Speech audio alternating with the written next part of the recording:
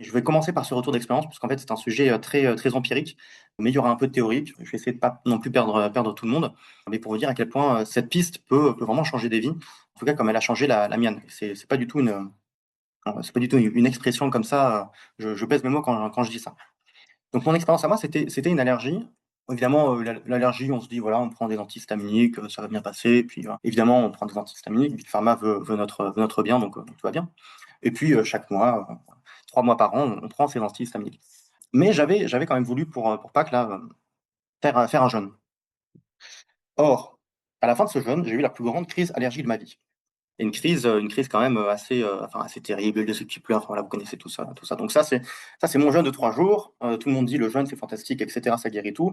Je ne suis pas loin de penser que ça guérit énormément de choses, mais un jeûne de 3 jours, visiblement, n'était pas suffisant pour mon cas. On pourra discuter aussi du jeûne, c'est une thérapie, aussi assez banale et très intéressante. Mais en tout cas, j'étais vraiment dans le mal. Je n'arrivais pas à passer, plus de 5 minutes sans pleurnicher, sans tout ça, enfin voilà, vous imaginez. Et donc je me suis mis à ce moment à essayer de trouver tous les traitements possibles pour, me défaire de cette allergie. Qu'est-ce qui a fonctionné plus ou moins? Alors ça pourrait intéresser certains allergiques parmi vous, parce que je pense qu'il y en a. L'allergie, ça concerne 25 à 30 de la population française tout de même, et c'est aussi pour ça que je me suis dit: «Bah, ça serait déjà, ne serait-ce que pour ça, pour mon expérience, ça serait intéressant». Mais en fait, vous allez voir, ça va concerner beaucoup de maladies, et puis même de maladies chroniques, de symptômes et cetera, de syndromes qui a priori n'ont aucun rapport avec le schmilblick. Donc qu'est-ce que j'ai pris? La vitamine C, aidait, ça soulageait, c'est pas mal. La vitamine C aide à énormément de choses, dans l'immunité, dans tout ça, donc nécessairement ça aidait. Heu, la douche froide. La douche froide étonnamment, ça calme. Et et je suis tombé sur un bouquin d'un certain Claude Binet, qui lui avait une double formation, allopathe, homéopathe, de son père et de son beau-père, et qui a écrit un bouquin sur l'oligothérapie. Et dans l'oligothérapie, j'ai vu allergie, manganèse en adjuvant et soufre. Alors, automatiquement, quand je vous dis soufre, a priori, on pense aux allumettes. On pense, à cette poudre jaune qu'on met sur les vignes. On se dit, «Est-ce que vraiment il faut que j'ingère ça?» Enfin, il y a quand même, on dit: «Ça sent le soufre». A priori, c'est pas quelque chose de vraiment naturel, de vraiment bon. Bon. Mais, en tapant sur internet, je suis tombé sur ce MSM, voilà, qui est un composé, de soufre organique. J'en ai pris effectivement, ça a coupé net l'allergie. Alors là déjà, incroyable. En fait, l'allergie n'est pas une malédiction comme ça, il y aurait éventuellement des causes et puis surtout des remèdes. Donc la première grande révélation pour moi. D'autant plus grande que j'étais vraiment dans le mal cette année. Et je me suis tombé sur un dernier remède qui est plutôt, voilà, le pain. Alors c'est marrant, c'est assez symbolique, mais bon, la boîte qu'a désigné, Nadia est à base en fait d'un remède justement à base de pain. Le pain a énormément de vertus, on pourra en reparler, mais le pain étant, l'arbre le plus robuste, de la terre, il vit à -40, à +40, voilà, vous les avez dans les belles vallées de la Chartreuse et aussi même des Alpes à 4 000 mètres et cetera. Enfin, c'est absolument fantastique. Le pain, c'est l'arbre le plus robuste et s'abreuver de la résine du pain, c'est prendre en quelque sorte sa vitalité. Voilà, bon, c'est très analogique, ce que je vous dis là. C'est pas totalement, scientifique, mais, de manière plus scientifique, on trouve beaucoup d'alpha-pinène, de terpènes et cetera, qui aident à lutter contre, énormément justement de parasites. Donc là la question se pose: qu'est-ce qui peut causer cette allergie? Puisqu'en fait, c'est pas une malédiction. Déjà première nouvelle, ça n'est pas une malédiction. Bon, qu'est-ce qui peut causer cette allergie? L'allergie, je l'avais classée, personnellement, dans les maladies dont on ne connaît pas la cause. Hem, le titre de la conférence, c'est, «Vers la fin des maladies incurables». J'aurais pu dire aussi, idiopathiques ou cryptogéniques. Voilà, c'est une maladie dont on ne connaît pas la cause, c'est le nom. Bon, c'est pas un nom qui est très commun, c'est pas un adjectif qui est très en vogue, mais voilà le nom. On pourrait dire aussi vers la fin des maladies idiopathiques ou la fin des maladies cryptogéniques. Donc l'allergie, on ne connaît pas la cause, et les maladies dont on connaît la cause, c'est des maladies pour lesquelles on a étudié justement le principe causal, l'agent causal. Donc, la lèpre, c'est une bactérie, le paludisme, c'est un protozoaire, on en reparlera. C'est pas un virus, hein, c'est un protozoaire, c'est encore autre chose. La tuberculose, c'est une bactérie, la toxoplasmose, c'est encore un protozoaire, et cetera. Voilà. Donc il y a des maladies dont on ne connaît pas la cause, des maladies dont on connaît la cause. L'allergie, a priori, on ne connaît pas la cause. Et puis, vient une deuxième pour moi délimitation, c'est les maladies qu'on sait soigner, les maladies qu'on ne sait pas soigner. Et l'allergie, a priori, on ne sait pas la soigner. Or, je me suis soigné. Donc en fait, là, on va arriver à une situation un peu cocasse, dans lesquelles on a les maladies qu'on sait soigner et les maladies qu'on ne sait pas soigner.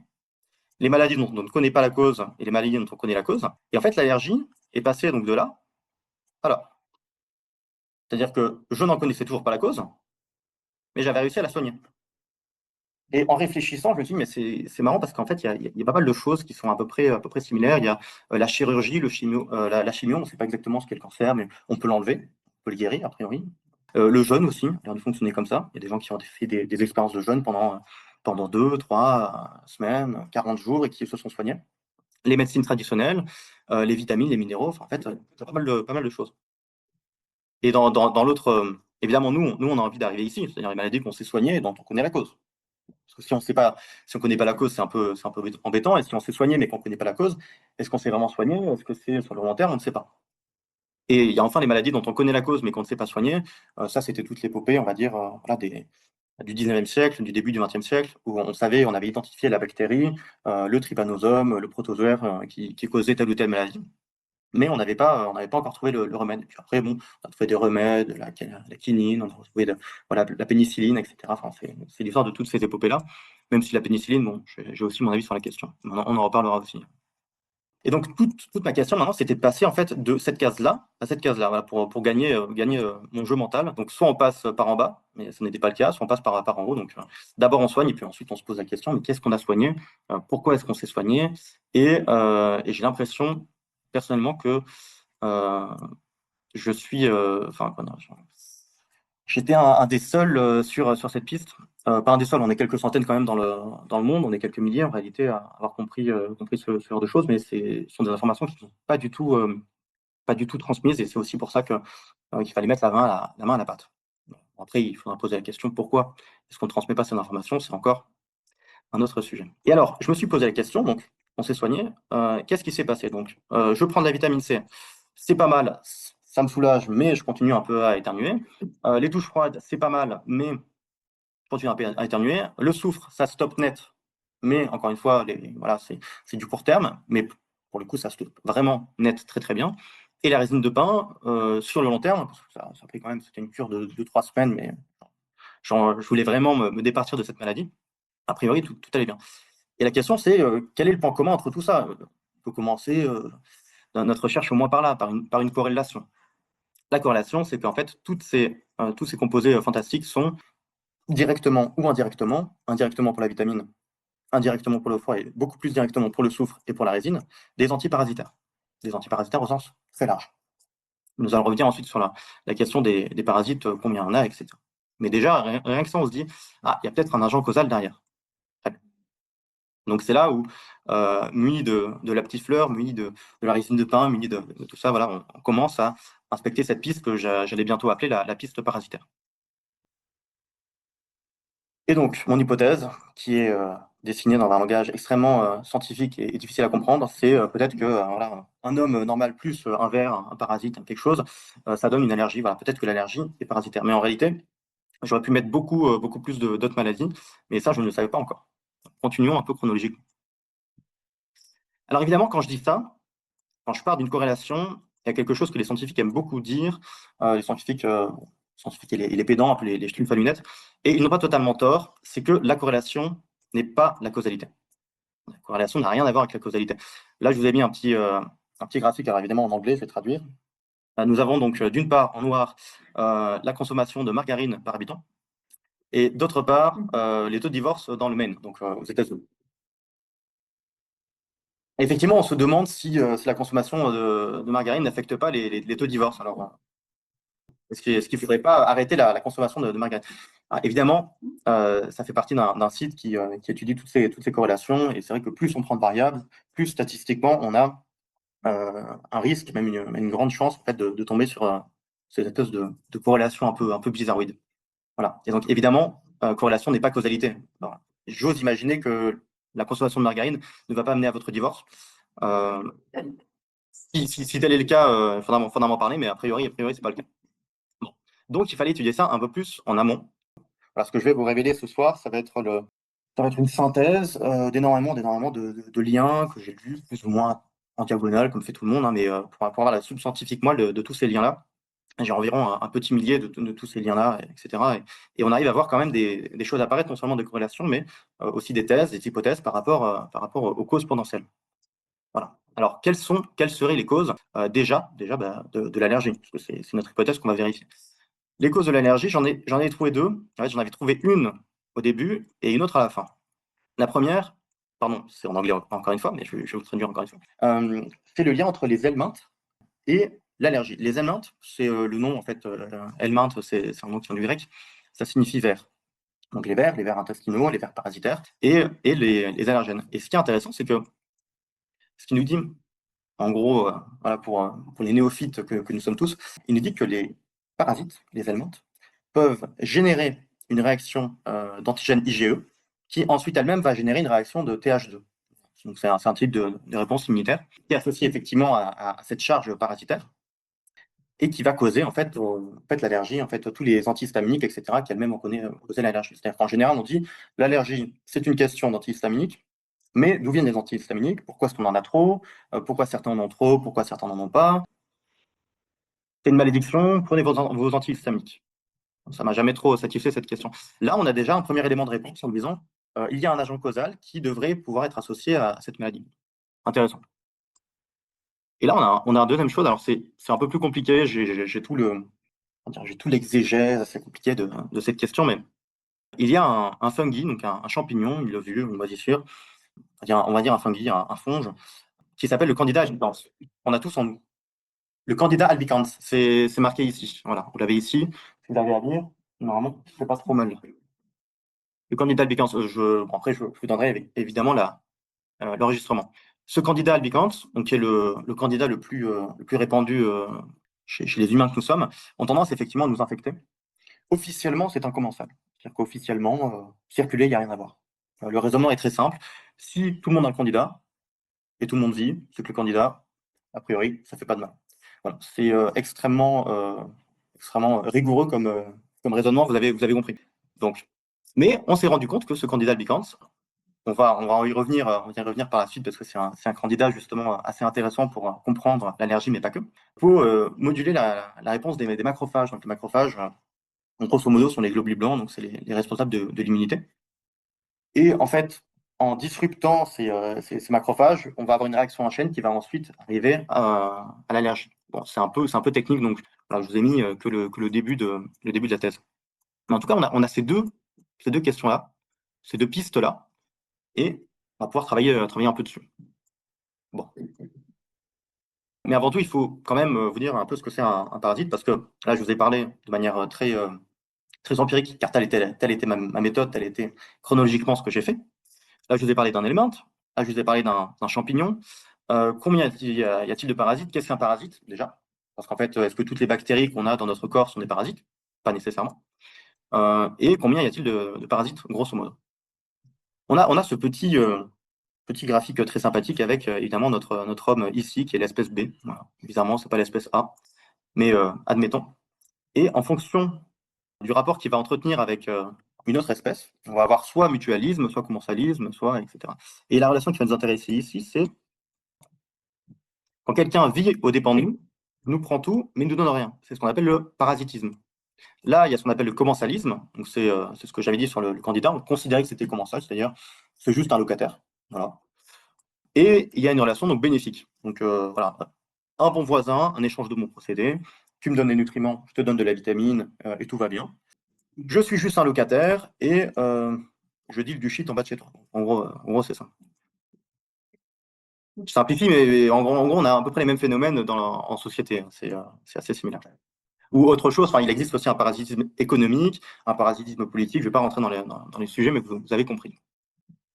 Et dans toutes ces espèces de parasites, alors c'est plus simple de le représenter avec un ver, mais il n'y a pas du tout que les vers. Là, j'ai représenté une bactérie, parce qu'il y a beaucoup de bactéries qui sont commensales ou même bénéfiques. On a un microbiote et c'est important de prendre soin aussi de ces bactéries. Il y a des bactéries, des bonnes bactéries dans le yaourt. Enfin, je conseille à tous d'en prendre, même si ceux du commerce, on n'a pas assez. En tout cas, il existe des bactéries bénéfiques. Donc, quand je parle de parasites, c'est uniquement ceux qui sont néfastes, en fait, pour nous. Et combien y en a-t-il? Alors, en tout cas, il y en a 5 espèces majoritaires. Il y en a peut-être d'autres qu'on va découvrir, etc. J'ai essayé de les représenter plus ou moins en fonction de la taille. C'est un peu compliqué parce qu'il y a énormément de familles. On compte 5 grandes familles. La première, ce sont les vers. Je pense que vous avez tous entendu parler du ver solitaire, et cetera. Il y a les oxyures aussi. Et les oxyures, on s'est rendu compte dernièrement que l'appendicite pouvait être et était très corrélé aux oxyures. Voilà, mon père a eu l'appendicite, personne ne lui a jamais dit que c'était des oxyures. Il y a aussi, alors je vais essayer de le représenter que j'ai plus, un protozoaire, hein, donc une toute petite chose de l'ordre de quelques microns à une cellule. Nous avons les fameux champignons qui ne sont pas exactement ce qu'on mange, mais voilà, qui font partie du même règne. Nous avons donc les bactéries, c'est comme ça, et puis les tout petits virus. Voilà.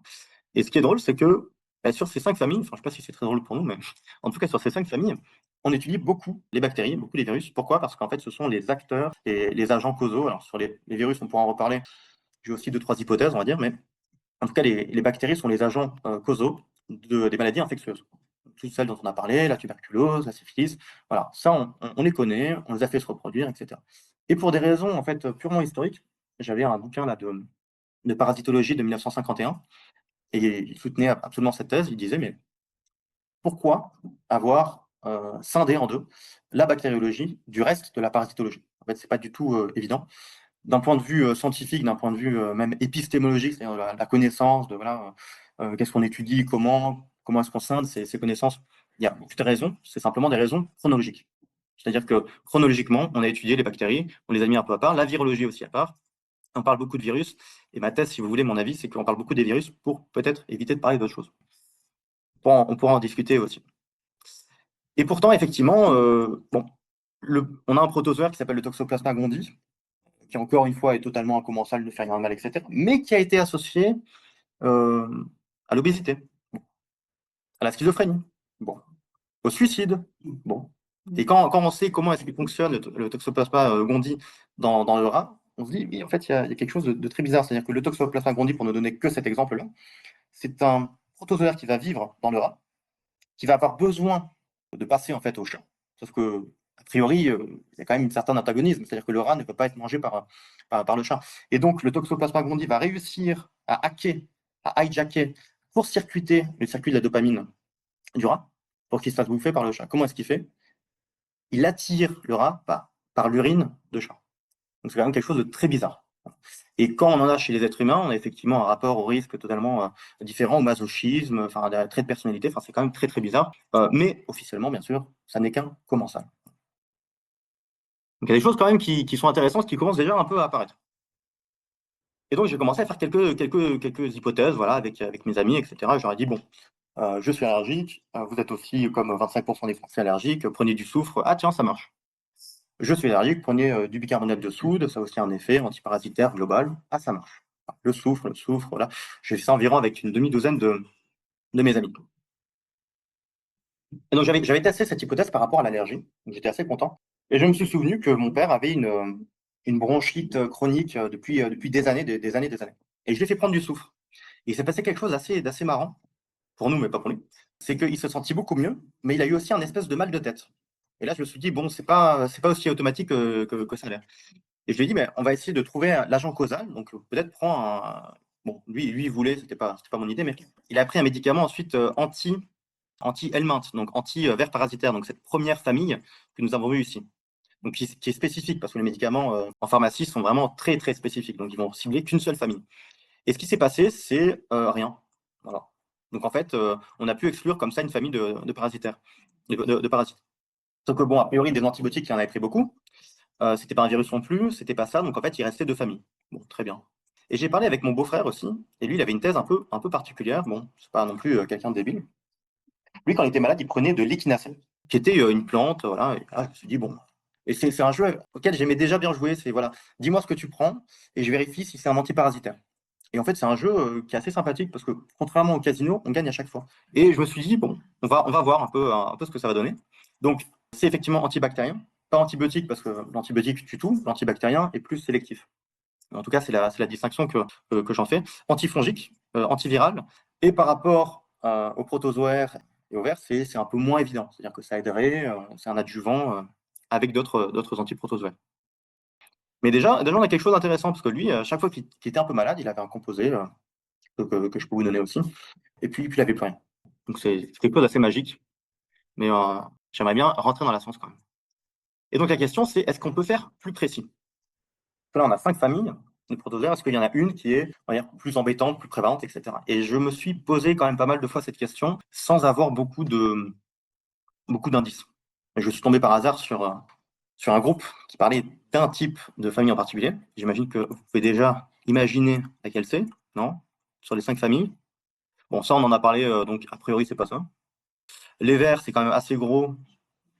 Les protozoaires, c'est pas mal prévalent. Il faut savoir que selon euh, certaines études, les Français sont affectés entre 40 et 60% par les protozoaires, notamment le Toxoplasma gondii. Pourquoi? Parce qu'en fait, non seulement on le trouve dans la litière des chats, je vous ai dit, en fait, c'est le protozoaire du chat slash du rat. Donc en fait, dès qu'on a un chat, il faut faire très attention à ce protozoaire-là, mais il est aussi présent dans la viande qui n'est pas assez cuite. Et c'est vrai que les Français, on aime quand même pas mal les tartares. C'est vrai que les jambons, les tartares, bon, tout ça, on aime bien. Donc on a des risques supplémentaires. Mais est-ce qu'il n'y a peut-être pas un des parasites ou une des familles des parasites qui serait, mais en fait, beaucoup plus prévalente? Et alors, je vous parle aujourd'hui, là, ici, il est très probable que même dans cette pièce, il y en ait. Et alors, bon, oui, les virus, mais les virus sont tout petits, difficiles à avoir. Et en fait, j'ai eu un indice incroyable. C'est-à-dire que j'avais fait donc l'indice de la tasse verte. Qu'est-ce que c'est que cette histoire? Je m'étais fait une décoction d'artémisien. Voilà. La plante interdite, n'en prenez surtout pas, ça ne guérit rien, etc. Enfin, vous connaissez l'histoire. L'ICERM comment dire, ne recommande absolument pas, donc voilà, j'ai dit ce qu'il fallait. En tout cas, j'avais essayé donc, une décoction de cette plante-là, puisque effectivement, elle a des vertus par rapport au foie, elle fait produire la bile, etc. Elle a aussi des vertus antiparasitaires au sens très très large. Et au bout de 2 ou 3 semaines, il s'est passé quelque chose d'assez incroyable. Bon, merci Lia, hein, c'est pas ma tête exactement, mais du moisi dans cette tasse. Et là, je me suis posé quand même la question, c'est-à-dire que du moisi, donc des champignons parasites, comment est-ce possible en fait? On a une plante qui a des vertus justement vraiment antifongiques a priori, mais au bout de 2 ou 3 semaines, les champignons réussissent quand même à vivre, en tout cas à la surface de cette tisane verte. Et là, je me suis dit, tiens, il y a quand même quelque chose. Est-ce que ça pourrait pas être les champignons finalement? Et alors, bon, je vais vous livrer, si vous voulez, je vais pas vous donner toute la chronologie, les questionnements, etc. Je vais juste vous livrer la synthèse, en synthèse, le résultat que vous consultez, et les principales thèses ou hypothèses que j'en ai formulées. Donc, les parasites, certes, sont embêtants, mais tous ne sont pas aussi prévalents. C'est-à-dire il existe des parasites qui sont des vers, par exemple, qu'on retrouve plutôt en Afrique, plutôt en Inde. Pour un Français, ça sera moins prévalent. Alors, évidemment, on a de plus en plus d'échanges de par le vaste monde, donc on doit s'y intéresser, et même les médecins de la métropole devraient s'y intéresser, mais tout de même. Or, le problème, c'est que les fungi, donc les fonges, les champignons sont très prévalents. Et c'est ce que je vous disais, c'est qu'ils sont tellement prévalents, on les appelle commensaux. C'est-à-dire que tout le monde l'a, donc a priori, évidemment, c'est normal. Et il y a 4 espèces qui sont très présentes. Alors, ceci est un homme enceint parce que nous sommes dans le progrès, mais en fait, il fallait que je trouve quelqu'un avec un gros bide, des gros bides à bière, etc. Le candidat aime vivre dans l'intestin. C'est pour ça que j'ai utilisé cette image d'illustration. Donc, le candidat qu'on a tous, lui, il est relativement connu. L'aspergillus, qui est quand même un petit peu moins connu, à part si on fait justement de la parasitologie et spécifiquement de la mycologie, donc l'étude des champignons. Et ceux qui font de la mycologie, qui s'intéressent notamment aux mycotoxines, toxines des champignons, connaissent bien l'aspergillus, notamment l'aspergillus fumigatus. On reviendra un peu sur les noms si vous voulez. Dans les 4 espèces, il y a toujours une espèce qui est dominante, qui est vraiment prévalente chez tout le monde. Et cet aspergillus, en fait, on le retrouve partout. C'est-à-dire on a des études, on inspecte 40 maisons et puis on essaie de trouver où est-ce qu'il y a de l'aspergillus dans les 40. Bon bah, ça fait jamais que 100%. C'est pas peut-être qu'il y a une incertitude, voilà, mais ça fait quand même beaucoup, 100%. Ensuite, on a le Cryptococcus. Et là, c'est ça qui commence à être assez intéressant, c'est qu'en fait, le Cryptococcus donne des maux de tête. Mais pas que, il peut être totalement asymptomatique. Et alors, comment c'est possible, etc. Et bon, je vais je vais vous raconter un peu en détail pourquoi, mais ce Cryptococcus est tellement prévalent, on l'a dans les vieilles souches, on a en fait. Ce qu'il faut comprendre, c'est que les champignons, globalement, sont des agents de décomposition. Ils n'ont pas de chlorophylle par eux-mêmes, ils ne sont pas verts, donc ils ont besoin d'emprunter leur matériel à d'autres. Et comme ils ont besoin, bah, ils sont très doués pour le parasitisme. Voilà, ils vont piller un peu les autres. Et c'est normal, c'est très bien que dans la nature, on ait des champignons, sinon on ne pourrait pas avoir d'arbres, d'espèces, de chartreuses, etc. Et on a aussi le mast césaire qui va s'attaquer à la peau, notamment des questions voilà, on peut avoir des pertes de cheveux, on peut avoir des pellicules, etc., etc. Mais c'est un peu plus compliqué de. Je vais affaire aux pellicules, c'est un peu plus compliqué qu'il n'y paraît, c'est pas juste de l'antifongique. Et évidemment, mais pas que, la liste continue. Il y a aussi le fusarium qui est assez connu, le Saccharomyces, dont on pourra parler, puisqu'en fait, c'est le genre de la levure de bière. Alors là, pardon, mais peut-être qu'il va falloir revoir ses habitudes alimentaires. Horreur, horreur, mais peut-être, voilà. Après, chacun fera ses choix en son âme et conscience après cette conférence. Question, sommes-nous tous parasitaires? Nous sommes tous fongisés, je veux dire. Parce que si l'aspergillus est présent partout, l'aspergillus est très présent aussi dans les vieux bouquins. J'adore les vieux bouquins, j'en ai eu énormément dans mon enfance. Le Candida est partout, le Cryptococcus, il est commensal aussi. Et quand j'ai découvert ça, je me suis dit, mais ça confirme un peu mon intuition, parce que j'avais quand même l'intuition qu'on était tous plus ou moins parasités, on était tous plus ou moins quelque chose, on était fatigués. Et déjà, en prenant de la résine de pain, j'avais gagné 20-30% de vitalité en plus. C'est incroyable, en fait. Avant, je ne vivais pas, en fait. Avant, je durais. Je survivais, en fait. Là, maintenant, je vis. Et maintenant, j'ai l'impression de comprendre un peu plus pourquoi. Bon, on n'en a pas fini avec les champignons. Les champignons génèrent du chaos grâce à leurs mycotoxines. Grâce, bien sûr, parce que c'est fantastique. Un exemple de mycotoxines, pendant la grossesse, quand je parle de cet exemple, parce qu'en fait, dans ma famille, on a tous eu la jaunisse du nouveau-né. Évidemment, les docteurs diront que c'est absolument totalement normal. C'est totalement normal que le foie ne fonctionne pas bien et qu'on ait donc des ictères et qu'on ait une peau jaune, évidemment. Sauf qu'en fait, non. Et en fait, je suis tombé sur un papier, donc enfin, j'ai mis tous les liens ici, mais je ne vais pas m'amuser pendant la conférence à vous le montrer. Les mycotoxines pendant la grossesse peuvent provoquer effectivement la jaunisse du nouveau-né, des maladies congénitales, des fausses couches, l'anémie maternelle, l'anémie de la maman, des enfants prématurés, etc., etc. Plein de bonnes choses, évidemment. On connaît tous une famille qui malheureusement, n'a pas réussi à avoir des enfants. On connaît tous une famille dans laquelle il y a eu des fausses couches. Et si c'était les champignons? Parce qu'en tout cas, maintenant, on sait que les mycotoxines peuvent le générer. Et ça ouvre des perspectives assez intéressantes. Deuxième exemple, il y a un gars qui s'appelle Constantini, qui était, excusez du peu, le chef de l'OMS du département de la mycologie. L'OMS, c'est pas forcément notre tasse de thé, certes, mais le département de mycologie devait en savoir un peu plus. Et lui avait postulé que les mycotoxines étaient responsables de la maladie de Crohn, de la goutte, de certains types de cancers, etc., etc. Et c'est vrai que lui, ce qu'il disait, c'est que la goutte, il y avait deux choses dans la goutte. Il y avait l'hyperlipidémie, c'est-à-dire le fait d'avoir trop de triglycérides, trop de gras, et l'hyperurée, donc le fait d'avoir trop d'urée.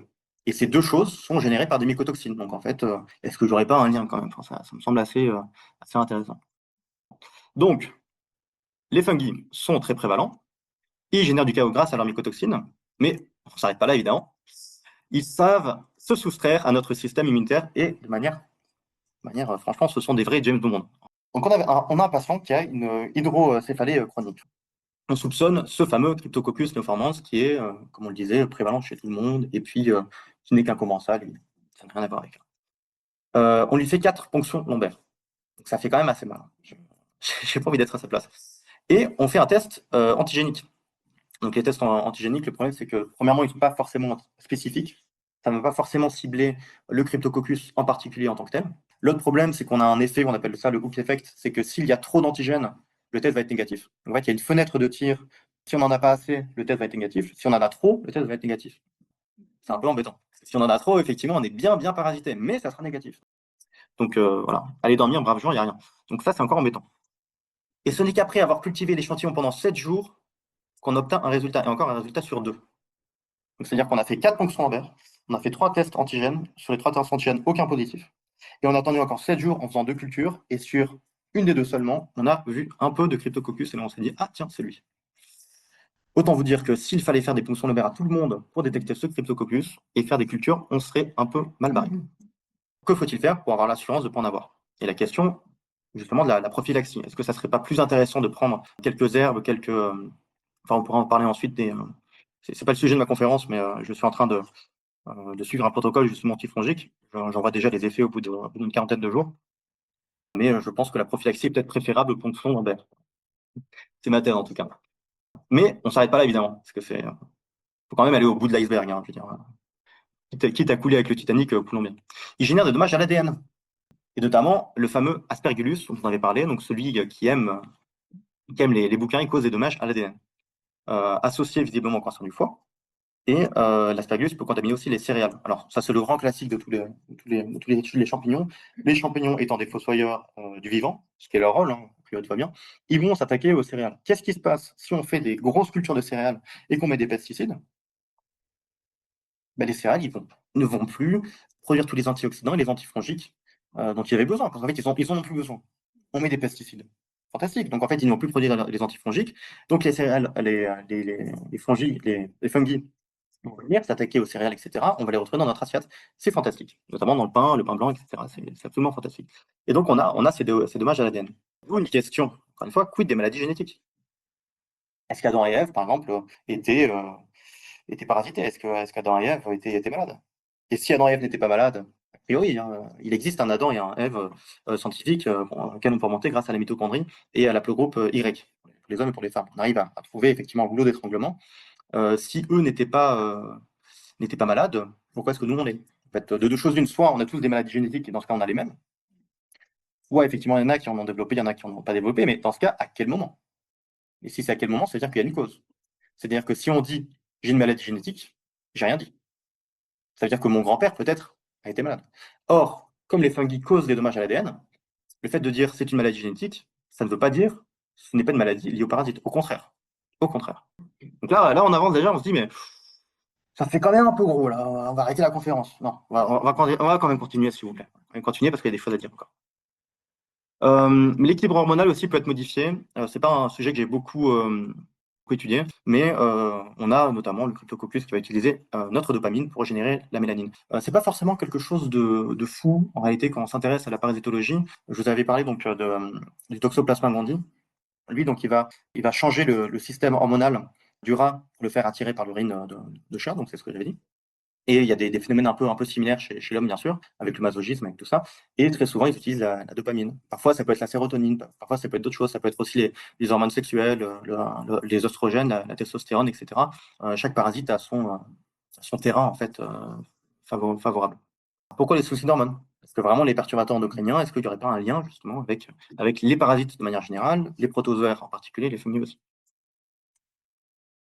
Et alors, ça, c'est un sujet assez technique. Je vous ai mis ça pour que vous compreniez que voilà, j'avais étudié le sujet. C'est un petit peu technique, mais ils vont jusqu'à disrupter donc justement les réactions chimiques. Qu'est-ce qu'on a ici? Je vais quand même vous expliquer ça parce que c'est quelque chose d'assez incroyable. En réalité, chez les autistes, chez les épileptiques et chez les schizophrènes, on trouve de la bufoténine. La bufoténine, bufo, là, c'est le nom d'un crapaud. Donc, en fait, c'est quelque chose qui a été isolé chez un crapaud, mais qui est aussi produit par les champignons. Mais a priori, personne n'avait fait le lien parce que les champignons sont nos amis, ce sont des commensaux, tout va bien. On sait qu'elle est corrélée à ces maladies, mais on ne sait pas comment est-ce qu'elle est générée, pourquoi est-ce que les schizophrènes en ont plus, pourquoi est-ce que les autistes en ont plus, on ne sait pas. Et il y a un homme qui s'est penché sur la question. Son nom d'auteur, c'est Seth Perricsen. Je me suis librement inspiré de pas mal de ses études. Et il a produit aussi cette hypothèse-là, en fait. Pour lui, l'autisme et la schizophrénie, alors évidemment, tout le monde n'est pas infecté par l'un par l'autre, serait dû à un fungi, donc en l'occurrence, ça peut être le candida, ça peut être le Saccharomyces, etc., qui va changer ce circuit-là, le circuit de la L-tryptophane. Donc c'est un acide aminé qui peut être décomposé de deux manières différentes. Donc il y a une manière où il va générer donc du DMT et une manière où il va générer de la bufoténine, la fameuse bufoténine qui est corrélée avec l'autisme et la schizophrénie.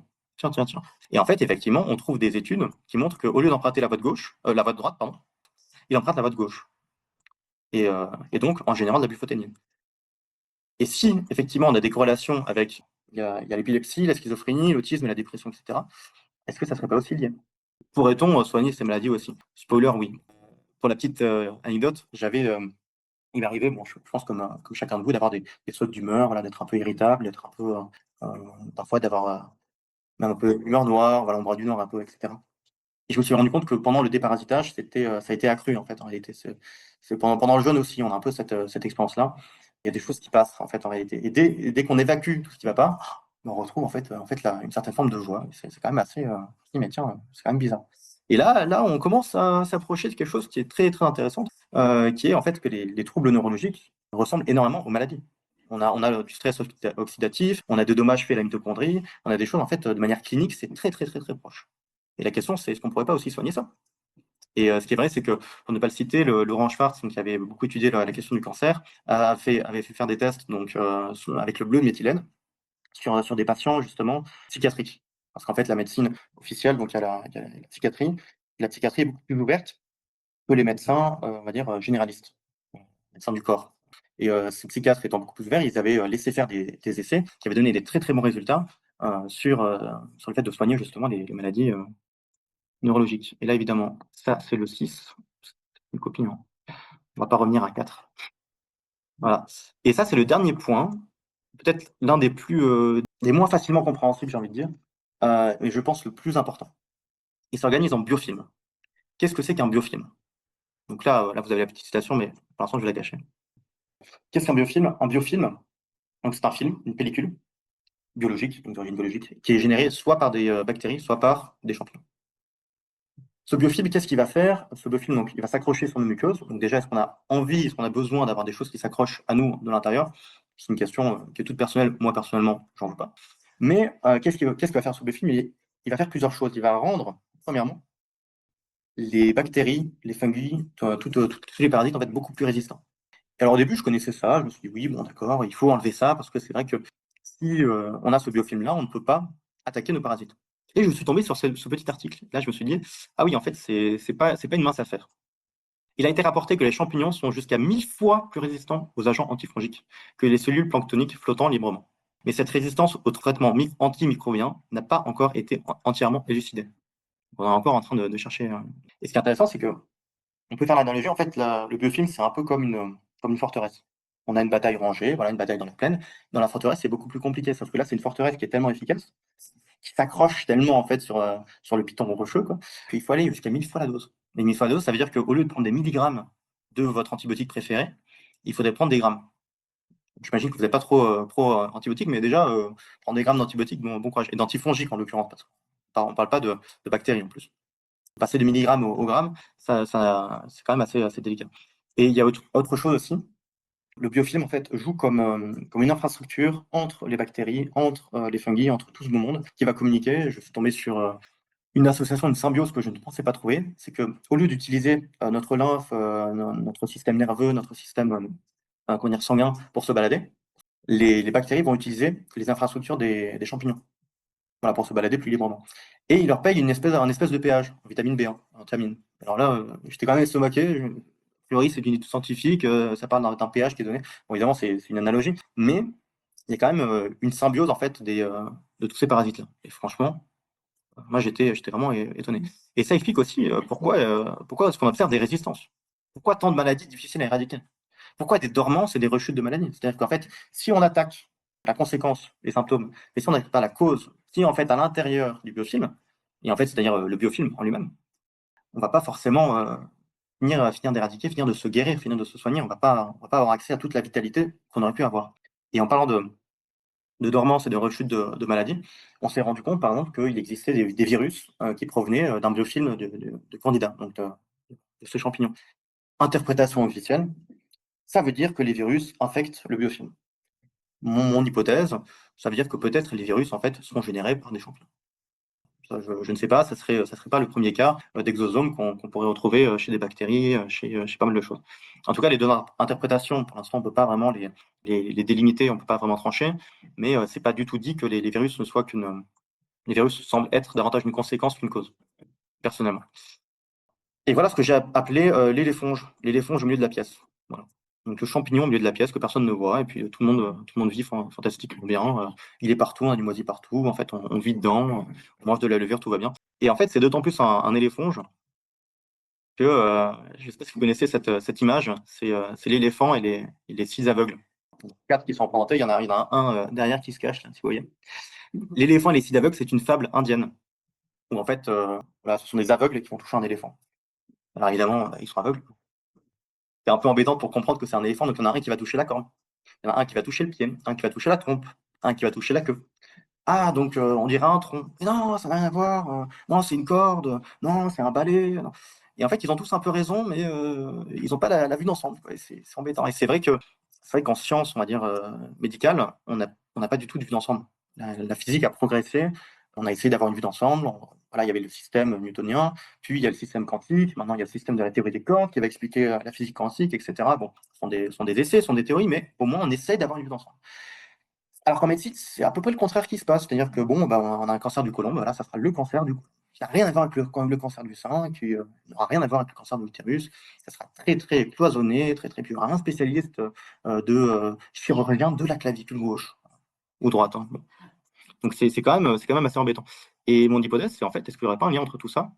Alors, je ne dis pas que tout est nécessairement causé par les parasites, mais je me pose quand même des questions. Parce qu'en fait, quand on dit c'est la junk food, oui, mais en fait, qu'est-ce qu'on a dans la junk food? Ce sont les ondes. Oui, mais comment réagissent les ondes, les radiations par rapport à nos parasites préférés? C'est le stress. Oui, mais que fait le stress si ce n'est affaiblir le système immunitaire et permettre en fait aux parasites de rentrer? C'est génétique, parce qu'on a vu que ça ne veut pas dire grand-chose. Les microplastiques, les métaux lourds, qui sont eux-mêmes en fait utilisés pour le biofilm.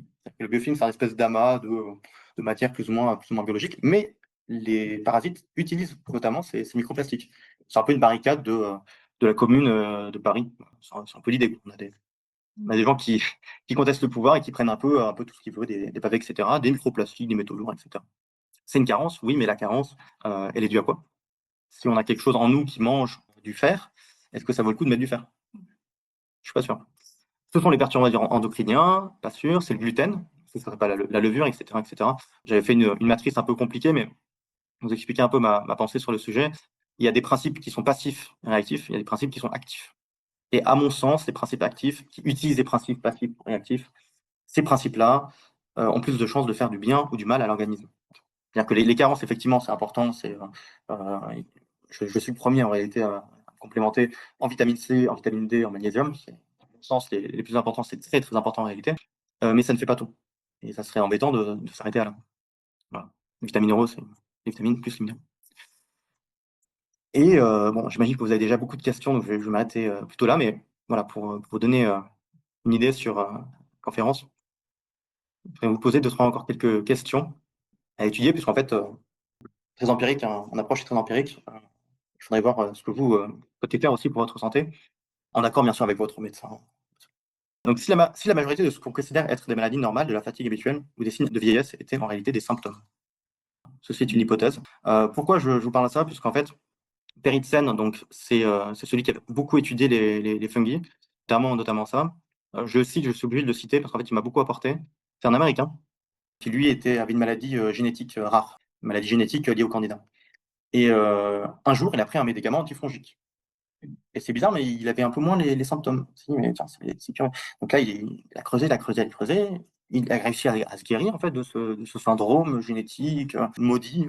Il était maudit, il a arrêté d'être maudit, c'est incroyable. C'est de la magie, c'est de la science, on ne sait pas. Il a donné donc le même protocole à sa femme qui avait des maux de tête insupportables depuis des années, depuis son enfance. Elle n'a plus de maux de tête. Et il a créé donc tout un protocole. Et ce qui est drôle, c'est qu'en fait, ce qui est drôle, ce qui est pour le coup assez sympa, c'est que même des choses qu'on pensait être totalement liées à la vieillesse, certaines formes de fatigue, alors évidemment, la vieillesse, on est obligé de ralentir un petit peu, on va pas, voilà, c'est normal, on est plus un enfant, mais même des symptômes qui étaient, par exemple, j'ai mal à la tête, c'est normal, ça vieillesse. Mais en fait, pas forcément. J'ai un mal de dos, c'est normal, ça vieillesse. En fait, pas forcément. L'exemple que je vous ai donné sur le cryptococcus, le cryptococcus peut très très bien générer des maux de dos. Mais allez faire des ponctions lombaires pour aller vérifier votre cryptococcus, j'ai envie de dire. Donc en fait, cette Peripsan avait créé un protocole que je suis en train de suivre. Avant de le conseiller, j'ai envie d'aller au bout, bien sûr. Mais il y a 400 personnes qui ont suivi ce protocole et il y a des choses un peu bizarres qui sont passées. C'est-à-dire, même au niveau purement génétique, l'arrangement, on va dire, des vertèbres qui s'est remis un peu en place, les dents qui sont mis un peu en place, enfin, tous les domaines génétiques qui ont en fait été renversés. Là, on se dit, mais en fait, si c'est réversible, ce serait quand même sympa, quoi. Enfin, on pourrait gagner 20 à 30% de vitalité. Et si jusque-là, nous n'avons fait que durer, si nous avions encore 20, 30, 50% de vitalité sous le capot. C'est ma conclusion, c'est ma question pour vous. Et je pense qu'on va pouvoir passer aux questions.